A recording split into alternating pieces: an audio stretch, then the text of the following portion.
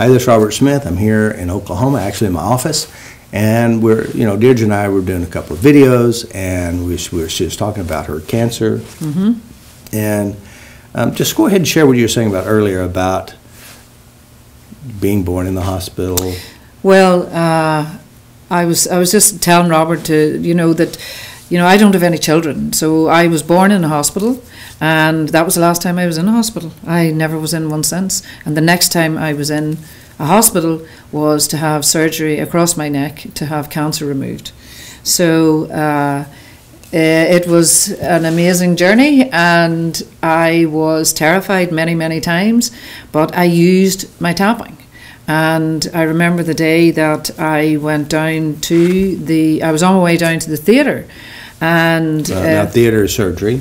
Okay, yeah. Okay, yeah, all surgery right. room, yeah. The Irish word's theatre, the American word is surgery. And I was going down for surgery, and I was on the table, and the nurse said to me, "What are you doing?" I was doing this, and that was the only way that I could have ever have coped with what was in front of me, because it was just all too much.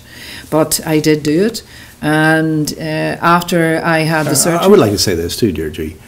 There's a lot of people who will go through something like this. It is very emotionally traumatic. Absolutely. Very scary. And if they have no skills to release this fear, the anxiety, your brain will hold it.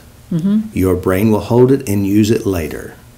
And most people don't understand that. Well, the other thing about it is that when you're going through surgery, you're traumatized, so you want to give your body the best chance that it has.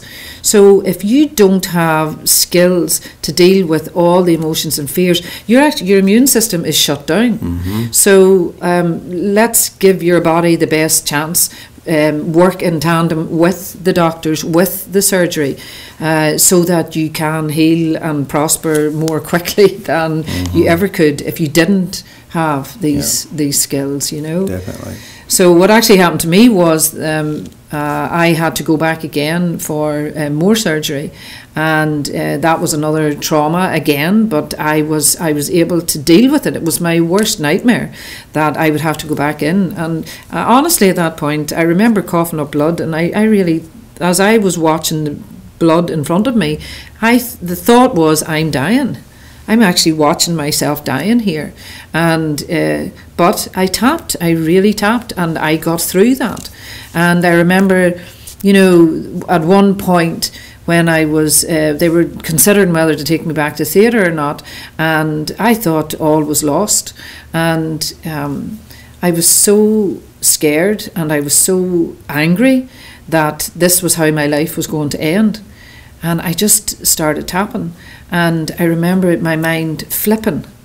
We talk about a flip, which is when the mind shifts. Re-imprints, turn to positive. Yeah. And in that moment, I remember thinking, I'll never be in Central Park ever again. And then in that moment, I remember being grateful that I had ever been there in the first place. And that's actually quite an emotional moment for me. But it was a shift in my perception about my whole life in that moment. And that was the gift that I was able to get from cancer, because I had this skill that helped me to get through the worst part of it. I'm not saying it was easy, but I will tell you this today, it was worth it. So the key is that you're in pain, you're scared, and you tap. It lessens, it dissipates, and it allows your brain to give you a positive outcome. That's right. Because I know 2015, I was in an accident, and I was in severe pain. And of course, my son, he took me to the emergency room, and I said, "Matthew, tap on me. I can't even move my arms." I was so much in pain. And had not I been tapping and not have been working through it as I went through it, it would have been very difficult. Very difficult. But the cool thing is, and most people, when I work with a lot of people who have severe pains, and we're talking about diagnosed real physical pain. And 35 stitches. And then they come to see us, and you know, there's doctor report, you're supposed to have pain, but they come and we work on these pains. Yeah. We deal with the emotions, we deal with the angers, the hurts, and everything else involved, and the pain fades away because the mind is a powerful healing source. When you release the trauma, like you go through this stuff, if you know how to release the trauma, that means it allows your body to heal faster. That means your immune system is stronger. Yeah. But if you're worried and scared, it will destroy you. And there's a lot of people, just because of emotions, and there's research that supports this, that emotions, fears, anxiety, stresses will end up destroying you if you don't know how to let it go. Yeah, and the third part of my journey was that that they said then that the doctor said that I needed to have chemotherapy and radiation, and in my heart of hearts, I knew for me that was not for me. I knew in my heart what had caused it in the first place. You know, it was all the trauma that I had had previous, and that was why the cancer had showed up in the first place. Now, this is not a video about cancer. This is a video about taking charge of your emotions. I will say this: there is some really good research out there, showing that cancer has shown up after 18 months, around 18 months, or in around that time period of a major emotional traumas, divorce, accidents, deaths, all kinds of stuff. And it because our emotions, our immune system is weak, and we're down and we're depressed. And like, you know, I shared earlier about how I was really down because of what was happening to me. And had I not been tapping, had I not addressed that, who knows? You know, of course, we had Mira, who's a cancer doctor, and she went through a major divorce, and she said, I need FasterEFT. I don't want cancer. I've already seen what happens to people with severe stuff. So we help her with that too. So again, it is about emotions. It's how it affects us physically. And doctors can tell you that too. They can see it. They know that. So, I mean, I didn't have the chemotherapy and radiation. And again, I knew in my heart, I've worked with people since who have had chemo, and their perception of what chemo was, one lady who said to me, once they stopped doing the chemotherapy on her, she got frightened because in her mind, the chemotherapy was the big guns. That's what she said. So in her mind, she believed that the chemo was really helping her. So I understood that the chemo would work better for her because of what she believed about it. For me, it would not have worked for me because I knew in my heart what had caused it, what I believed had caused it, and that's what I believe, that what you believe to be true is true for you. So that was the biggest moment of my life, because it was the biggest no to, you know, authority, to the people who were in charge, the white coat syndrome. Was saying no to them, that I actually believed that I knew more. I had my own innate wisdom, that I knew more, and I was ready to risk it. Now, I did a lot of tapping around it, but I had the support of my FasterEFT community, who really helped me, and Habilitat, the drugs and alcohol rehabilitation unit that we volunteer at. I went there and I received help there as well, and support. I received support. But also, what did the doctor tell you? Regarding what? Your cancer, chemo, about you getting chemo. Well, he said that I had a very aggressive cancer, and that if I didn't have this, that I would be dead within a year. And how many years ago was it? 5. 5 years. And and the thing about it is, I have a life beyond my wildest dreams now. You know, it's not without its problems, it's not without its challenges, but I certainly have emotional coping skills that allow me to have a capacity for happiness and peace that I never ever had before.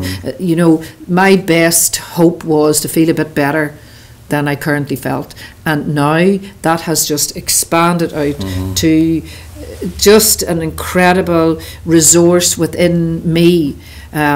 We were talking about this earlier, when you place the focus on you and take your value from inside you, then the quality of your life absolutely changes. But there is one major component that you must be aware of, and that is knowing how to change you. knowing how to change your memories, knowing how to change how you feel, knowing how to invest in the good parts of you, knowing how to let go of the fears and the hurt, the trauma, being honest with yourself and making peace within yourself. And of course, that's what we do. That's what I train to do, is showing people how to get their control. You know, there's countless. Phyllis, for example, she's in level 3 this last week, and she was a nurse, and she was severely ill. She had fibromyalgia, she had all this chemical sensitivities, and she was trapped at home, and her hope was to die, but she knows she couldn't. And she started watching my videos and started using my skills, what I teach, and then she started to heal herself, and now she's pain-free, and she's actually a practitioner, and she's helping people with pain. You know, we got Heather McKean, for example. She too was ill, severely ill, and now her life is totally different. She's living a life beyond her dreams, and she's actually helping Skills to Change. You know, helping my business. One of the most powerful things that I had to do, and you did help me with this, Robert, was actually making peace with death. It was when I really did, you know, like as I say, I was, you know, looking down the barrel of the gun, and I thought, well, what if I am dying? So we give meaning to everything. So what does death mean? And you know, I worked through that. I actually got to the point where, okay, well, if this is what it is to be, I'm at peace. So that is the key to everything, is to making peace with whatever is. And when you can do that, you're automatically placing the value in you, and then the quality of your life is allowed to transform, because you are coming from an empowered place. So it's not about living or dying. It's not about chemo or not chemo. It's about making peace with the present moment. There are people who die of cancer. There are several practitioners who actually did die of cancer. But here's the difference. They're at peace with themselves. They work with themselves, and this is a path. So what you want to do is figure out what your path is. Make peace with your fears, make peace with your worries, make peace with your hurts, and just live your life to the fullest until we all die. Exactly. And we're going to die. It's just how life is. So how much fun are you going to have? What are you going to do with the remaining breaths? And that's truly the key, is learning how to be in control of yourself and not be controlling of self, but at peace with yourself.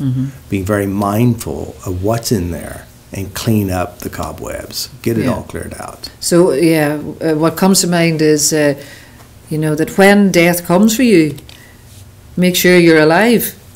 You know, so some of us we're not lying. No, I wasn't living. You know, the quality of my life was such that it wasn't that great anyway. But now, if I were to say one thing when I work with people, especially people who are very sick, and their biggest self-harming process is that they're fearing pain, they're fearing death, and they're fearing illness.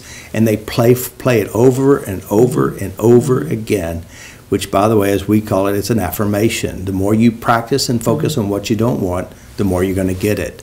And if I could say anything to any of you out there, focus on what you want. Tap out, let go of what you're afraid of, because it's your fear that is the greatest harm, which causes the greatest harm, your fear.